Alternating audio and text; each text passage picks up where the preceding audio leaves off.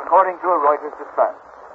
General Douglas MacArthur has ordered all women and children in Manila to evacuate the seacoast and move to areas inland. The Dutch East Indies has just declared war on Japan.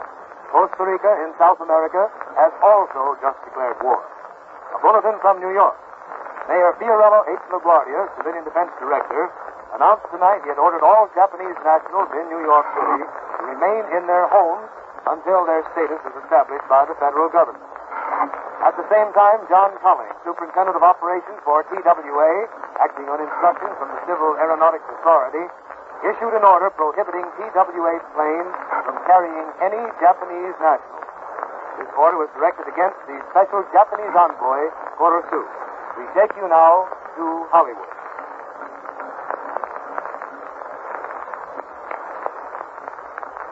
One Man's Family, brought to you by Tenderleaf Tea.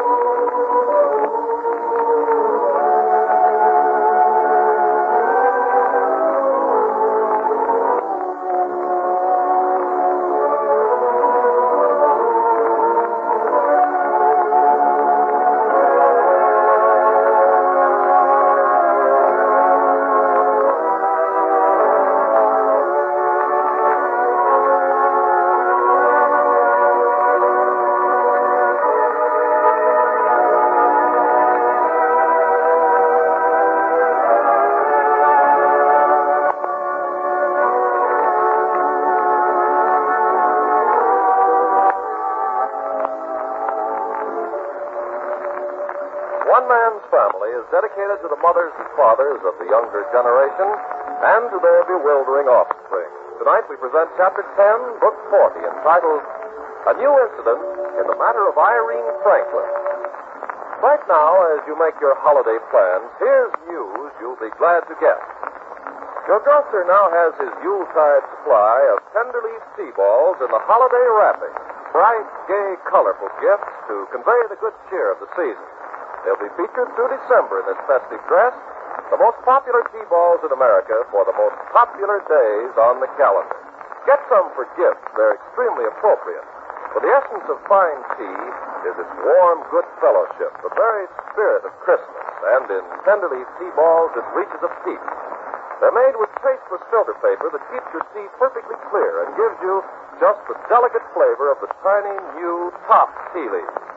This year, give Tenderleaf brand tea balls in the special holiday wrapping. Inside and out, it carries the heartiest good wishes of the season. Inexpensive, practical, and always welcome. Ask for Tenderleaf tea balls, America's largest selling tea balls, in the holiday wrapping.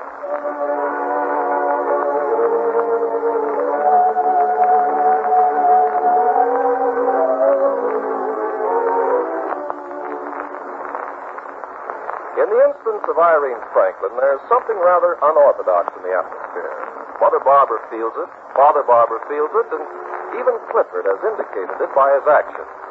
Even as a hired hand down on Hazel's Dairy Ranch, he manages to get over to Berkeley, where Irene is a freshman at UC, but he never gets around to bringing her across the bay to see his family, and he certainly doesn't like discussing her with anyone. Mother Barbara with a hoping for the best, but what can you do with a grown son attitude. Father Barber getting along with Clifford on casual but friendly enough terms, and Clifford tending blithely to his own business, pretending the whole thing doesn't exist.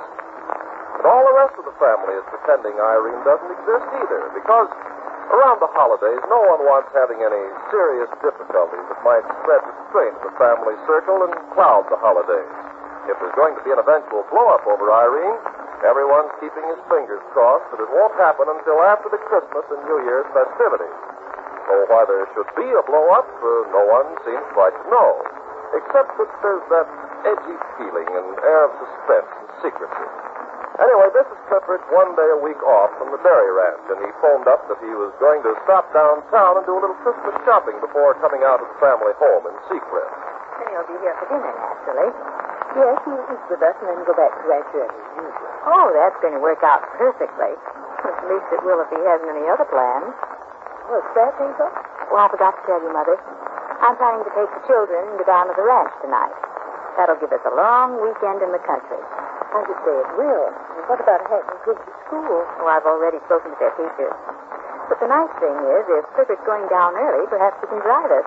I don't like driving at night. Of course he will. If he hasn't other ideas in mind. Ideas indeed. Well, we'll see when he comes. I thought Claudia was coming in this afternoon. She'll be home presently. How do you like the way I've rearranged the living room, Hilda? Mother, you know as well as I do that you're going to have trouble with Father. That man. Yes, I know. Anybody home? It's getting busy. In the living room, Jack. Okay. What's the matter with this house anyway? Quiet as an empty garret. Not when you come in, it isn't. Where's Betty? Over next door. I don't know what I'm going to do with that girl. Takes her longer to get clean than an elephant should take. Locks herself in the bathroom and stays there and stays there. I think she must wash each pore separately. Oh, well, she's having fun. Yeah, but it's getting worse.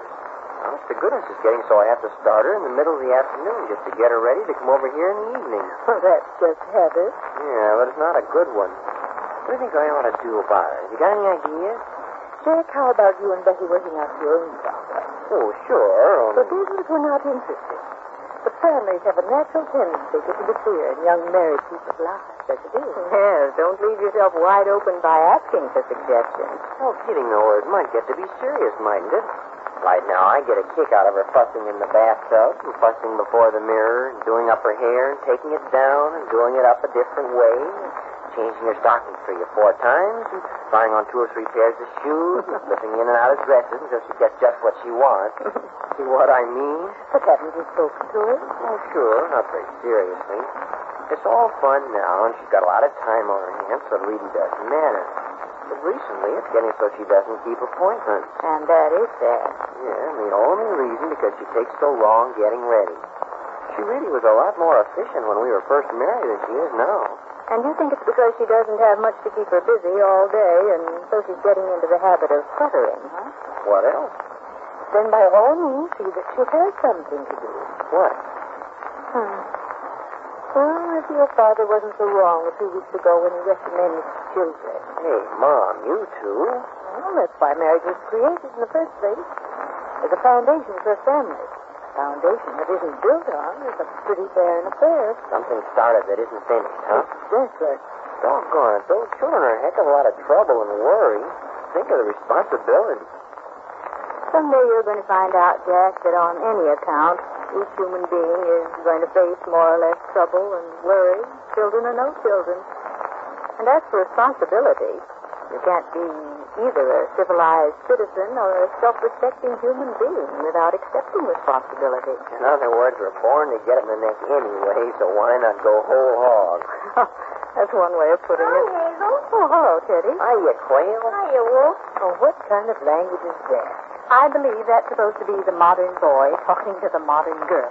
Quail? Sure, Quail, Partridge, Hen. It's all one for woman. Yeah, but all men are wolves. Teddy, that's very young and unsophisticated cynicism. That's what they're doing. I suppose you haven't had any experience on your own? What an odd suggestion. Uh-huh. Who do you think you're kidding? Anything that Teddy has experienced is both honorable and aboveboard, I'm sure. In any case, none of your affair, young man. Then that's for you. Sure. 3 women against me. Now, I know what I'm like. Where's Betty? Don't she'll be over when she gets her neck washed. Betty's the washingest person I ever knew. Maybe your mother was frightened by a speck of dirt. Maybe. Hey, here come Claudia and Nicky. How do you know? I can see the front window reflected in the mirror over the fireplace. I'll go let them in. You don't have to. Front door's on the latch. I came in that way. Oh. Oh, by the way, Hazel, I finished all my classes today and got caught up in homework, so I can go down to the dairy ranch with you tonight. Oh, the children will love that, Teddy. Well, maybe you don't think I won't. Well, if you're coming along to look after them, I think I'll ask Claudia if she won't let Joan and Penny go along, too. All right. Margaret's kind of young to run around with the older kids, so it would be nice if she could have Penelope to play with. What's this about Penelope? Oh, we didn't ring you at the front door. Hello, Mom. How are you? Oh, as well as ever. Oh, that's swell. Put up your seat. Your nose is cold. Sure, everyone says he sticks it outdoors today. Ooh, refrigerator weather. Where's Nicky? Right here. I was hanging up our coats in the hallway.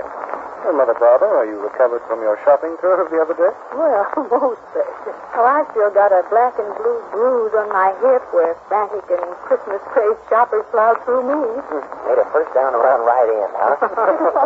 Where's Dad? Well, I don't know. Left right after lunch. Said he had business downtown. He didn't say what. Ah, do you suppose it could be monkey business, Mom? What's that? With Santa Claus, maybe? Well, I don't think so. Said only yesterday that if you had to bless these holiday shufflers every year, there'd never be a present for us. Well, it must be business, then. Well, I don't know. He had a kind of Christmassy glint in his eye when he went out to get in the car. Yeah. Hey, Mom, then you went down to buy you that tool chest you didn't get for Christmas when you were a shrimp. Young man, I was never a Okay, and I'll be neat 9-year-old. I say, Mother Barbara, would you still like a box of tools for Christmas? I love it. Father's as apt to bring Mother home a tool chest as he is to bring her a pair of blacksmith anvils. I'm afraid that's true. I come home a tool chest as he is to bring her a pair of blacksmith When I anvils. came down to talk to you were here, would I come and tell him? Need section? That's what he said. He's up in his studio. I'll be right back. Oh, what's that all about? I can't think for the life of me. Well, we must compose ourselves and wait. Apparently. Well, anyway, Claudia, how about letting me have your two young daughters, Joan and Penelope, for the weekend, beginning tonight? Huh? Look here. You want two of my wild Indians for a whole weekend? That's what I'm asking for. We're going down to the ranch tonight, perhaps for Clifford. And Teddy's going along, so I'll have plenty of help riding his arm. But there's no reason not I'd love having them. Well, anyway, Joan for sure. What do you think about Penny, Missy? She's completely over her sniffles, isn't she? Sure. I'm still giving her cod liver oil, though. Well, I suppose Hazel could give it to her. I think I might. But if she's not well, the excitement... Oh, she's well enough. It's just a bother. Then it's settled. We'll drive down along about 7:30. Anyway, right after dinner. Missy, would you mind calling up Nurse and telling her? Oh, not at all. Have her pack what's necessary, but tell her we'll be home before they go. I won't be but a moment. Oh, you're taking on a job for yourself. My two with your own three. Oh, we get along beautifully. And what you call your wild Indians have always been two very sweet and obliging little girls with me. What do you do? Hypnotize them? Hazel? Hi, Paul. Well, gathering with the Sea Cliff mob, no less. Oh, what's all this you want to see me about? Yeah, you've got everyone's curiosity around. Good, isn't that important? Oh, trying to rat out on us now. No, just I said he'd let me know if you were down here. But what we want to know is why. Oh, hello, Paul. Well, Nicholas, my boy. Has he divulged yet? He hasn't said a word. Excuse me. Did you get anything? Oh, quite. Everything will be ready. I waited while you told Joan and Penny. They're delighted. Of course they are. Now then, Paul, we're waiting. The mob is licking its chops. Is it something you want to talk about alone? No, as a matter of fact, you asked me a couple of weeks ago to write down a few items concerning character that you wanted to put up in Hank and Casey's room. Oh, that. Oh, Paul, you done it? Yes. And that's all it is. Just wanted to bring it down and see if it was what you wanted. Yes. Few items concerning character? Yes, we were discussing a few of the points about building character that Hazel wanted to impress on the boys, and she asked me to jot them down. Why, Paul. Well, this is more by far than I'd hoped for. It's all right. Well, for goodness sake, how about the rest of us getting in on it? Oh, I should say so. Here, Paul. Go on, Paul, read it. Very well, I will. This is it. To mold character. To want to mold a man to good is not enough. First, there must be a passionate desire in that man for self-development. After that, there must be determination, firm determination, and the will to do. He must not only want to develop character, but he must do it. He must train his habit of thought and his habit of action. He must develop the habit of thinking clean thoughts and high-minded thoughts. He must develop the habit of putting evil out of his mind. He must develop good physical habits, habits of exercise, habits of work, habits of graciousness, of courtesy, of friendliness. The physical and mental habits he forms now in his youth will mold the man he will be tomorrow. Form the habit of facing each problem as it comes up. Don't put off or delay a difficult task. Get the feeling that you are not a free agent until the task is done. Learn to do each job as it reveals itself, for if you do, you will be one who dominates his job and not dominated by it. And you will discover the more you do, the more you will be able to do. You will outdistance other men by leaps and bounds, men who are hindered and handicapped by their bad habits. That which will be difficult for others to accomplish will be simple for you. Then, too, remember the good things of life. Learn to find the beauty in music and art and literature and in the precious stone and in the work of the goldsmith and the silversmith. However, do not affect a taste for what you do not appreciate, but strive for a glimmering of understanding. Try to keep your mind sensitive and your taste softened. Enjoy all the sensations of life, but never dull them with overindulgence. Oh, I think it's sweet. Yeah. Can I have a copy? I wouldn't mind building a little character myself in my spare time. This Well, thank you, Mom. But there's one thing you emphasize that I never thought about much before. Habits. According to you, the habits you form determine the kind of person you're going to be. Man's life is concerned entirely with his natural functions and with his habits. How about it, Nicky, huh? I believe that. Habit determines your getting up and your lying down, where you eat, what you eat, and how you eat. Well, I suppose habit decides whether I'll date a tall, dark young man or a short, fat one tonight. Well, if you think of those, you've got another thing coming. And more than that, your habit of modest and decent thought will likely cause you to choose a pretty decent young man. Well, that's habit. It isn't anything else. Hey, I don't want to break this up, but I'd better go back over home and see what's happened to Betty. There you are.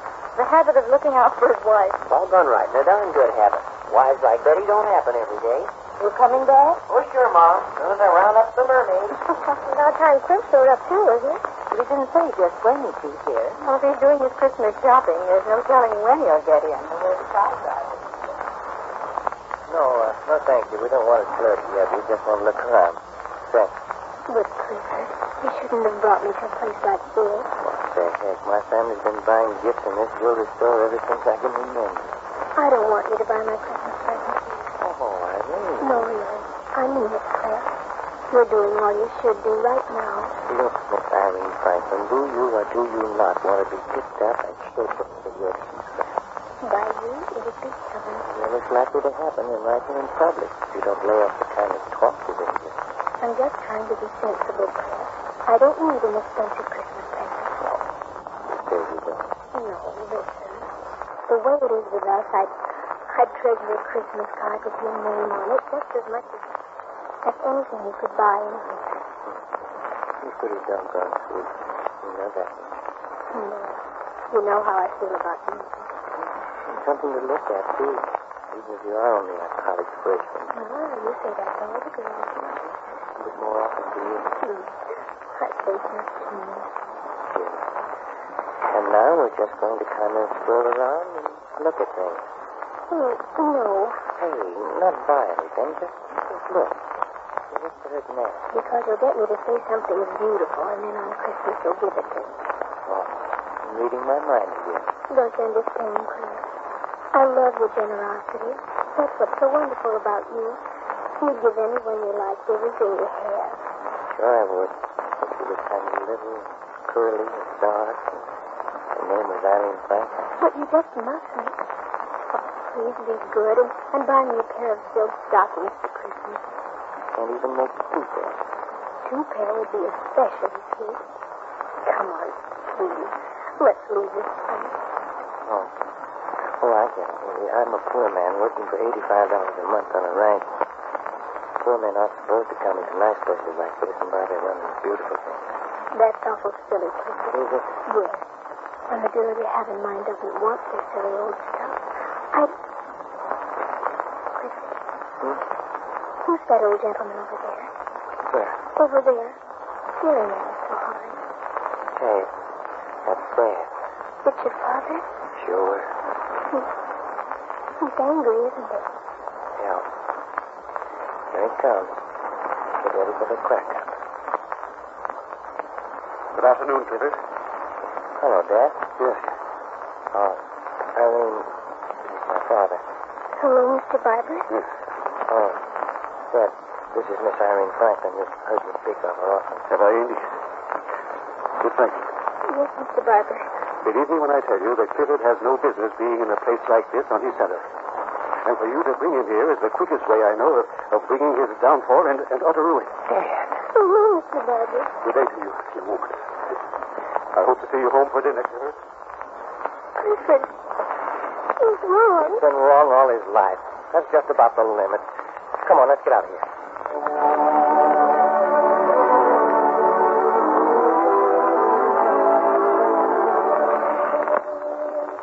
Jack back from over next door. With Betty? No, not yet. He's all alone. Well, you can feel he's done his husbandly duty. He's dressed up on it. He's got his coat collar up around his ears. It must be cold out. Well, as long as it stays crisp, it's not going to rain. Quite, and I like this much better. Oh, who doesn't? There he is. Boy, it's cold enough to freeze globules of mercury. Hey, I'll bet this is the snappiest day we've had this year. Come on up to the fire and thaw out your ears. What about Betty? That woman. Oh, what now? Oh, she only has to let the polish dry on her nails and slip on her dress and comb out her hair. Don't bother to hold dinner back for her, Mom. Why, Jack, it's hardly 4 o'clock. Well, she may make it. I don't know the answer, honest. I don't. I think I'll take your essay on habit and make her wear it around her neck. Hello. Didn't I just hear the front door again? You did? Hi, Cliff. Is that you? No, it isn't Clifford. It's me. Why, Henry, what is it? Father, you're as white as a sheet. Are you ill? Here. Let me help you out of your coat. Yes, thank you. Here, sit down here, son. Henry, what in the world is this? Fanny, not half an hour ago, I had one of the most disagreeable encounters of my life. Is that what made you ill? No, I'm not yet. I'm angry. Well, you're going to make yourself ill if you don't control yourself, Henry. Encounter with whom, Dad? With your brother Clifford and that girl. What girl? That freshman girl over in Bergen. Dad, you saw Irene Franklin? I did. And do you know where she had Clifford? Where she had him? Yes, where she had him. They were in Murray and Webster. Jewelry? Yes, the jeweler. And she was hanging on his arm, looking as though butter wouldn't melt in her mouth. Hey, were they in there for an engagement ring? Oh, I'll bet they were. Huh? Well, were they or were they? I don't know what they were in there for. Engagement rings never entered my head. What, Father? A boy and a girl in a jewelry store, and you never thought of engagement ring? No. I haven't liked that girl from the first moment I heard her name, and today my suspicions have been confirmed. How, Dad? Well, she had him in the most expensive jewelry store in San Francisco, didn't she? Clifford, who makes $85 a month on her ass, being marched into a place like that by a chit of a girl who apparently has nothing on her mind but what she can get. But, Dad, do you know that? Huh? You just got through saying you didn't know what they were there for. It was perfectly apparent. Well, at least I hope you came away without interfering. I did nothing of the sort. Oh, Father. Henry, what did you do? I went up to them and said very plainly that Clifford had no business in a place like that on his wages, and for her to bring him there was the quickest way I knew to cause his utter ruin. Oh, sweet Dad. Huh? It's perfectly true, Henry. Henry, I think you must have been out of your mind. Henry, you know just as well as I do that there's something queer about that arrangement. Well, whether there is or not. Yes, appeasement. That's what it is, appeasement. Shutting your eyes to what you don't want to see. Yes, but, Dad, if they did happen to be in there looking at engagement rings, what a terrible thing you did. Perhaps I'm a better judge of that than you are, Paul. Perhaps you are. And let me tell all of you. At least I've seen this young woman. And what did you see that made you think you had the right to say the things you did? I declare, Clifford. Huh? So you're here? Yes, I'm here, and I still want to know what you saw in Irene that gave you the right to say the cruel and wicked things you did. There's something wrong between you and that girl. There's nothing wrong between Irene and me. Anyway, I'm almost 30 years old, and if that isn't old enough to take care of my own affairs, it's time I found out. Let loose on me, Paul. I could say a lot of things, but I think the truth will hurt worse, so here it is. It was my idea to take Irene into that store. I wanted to buy her something expensive, and she wouldn't let me. When you came in, she just insisted that we leave. That she'd much rather have just a pair of silk stockings for Christmas. That's the truth. I hope it gives you a lot of satisfaction to know that you've absolutely ruined any chance of being liked by someone who may be your daughter-in-law someday. Please, Clifford, don't say any more. Just one thing more. I'm not asking you ever to see Irene again. But until you've written her a note of apology for what you said this afternoon, I'm not coming back in this house again. Oh, Clifford. I'm sorry, Mom, but that's how it is. And now, goodbye.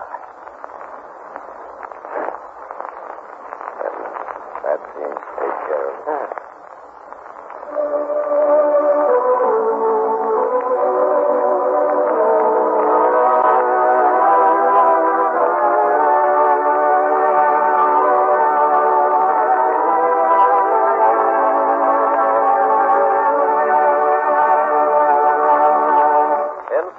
reality, December means snow. In the South, the sun still shines. But north or south, it's the popular month, the month of gifts. Yes, locked doors and whispered conferences are the order of the day, and the barber home is no exception. For instance... Hey, Teddy. I'm not here. Yeah, I know you're not. But let me in anyway. No, sir. I'm in conference. Who's with you? Santa Claus. Oh, that's all right. He can keep a secret. I want to show you something I just bought. What is it? You'll see. Oh, you don't want me to shout it out to the whole family here, do you? Well, all right. But wait until I cover up these gifts. Okay? Okay, come on in. Now, don't you look at that table. That's a surprise. Okay, I won't look. You ought to know about this. I came past Mr. Jackson's grocery store. I saw... But you found them, too. Found what? Tenderleaf tea balls in the new holiday wrapping. Well, yes. Oh, that's what I got. Oh, look, aren't they wonderful? With Christmas colors. Isn't that some wrapping? Season's greeting. Everybody ought to like these. Oh, just about everybody does. After all, they're the largest selling kind in America. Well, they should be. They're made of the small top tea leaves. In special tasteless filter paper. Who is it? Teddy. Oh, just a minute, Claudia. Don't peek. All right. I just wanted to tell you that Mr. Jackson has his stock of tenderleaf tea balls in the new holiday wrapping. You better get some out of the way because everybody's buying. Everybody is right. Whoopee! Yes, grocers everywhere are featuring boxes of tenderleaf tea balls with gay Christmas wrapping. They make a practical, inexpensive, usable gift, and one that's always welcome. The most popular tea balls in America for the most popular day in the year. Get some. They're the improved Tenderleaf brand tea balls made with tasteless filter paper so that you enjoy just the delicious flavor of the delicate young tea leaves.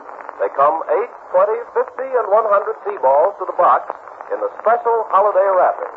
Ask for Tenderleaf tea balls in gift boxes with the season's greeting.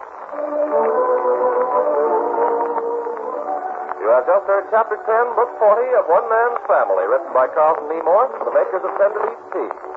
Chapter 11, entitled How Long Does It Take a Man to Admit He's Wrong, will come to you next Sunday at this same hour. One Man's Family comes to you through the courtesy of the makers of Tenderleaf tea. Fleischmann's fresh yeast is not only one of the richest natural sources of vitamin B complex, it's the only yeast with added amounts of both vitamins A and D. If you bake at home, vitamins A, B1, D, and G are not appreciably lost in the oven. They go right into the bread.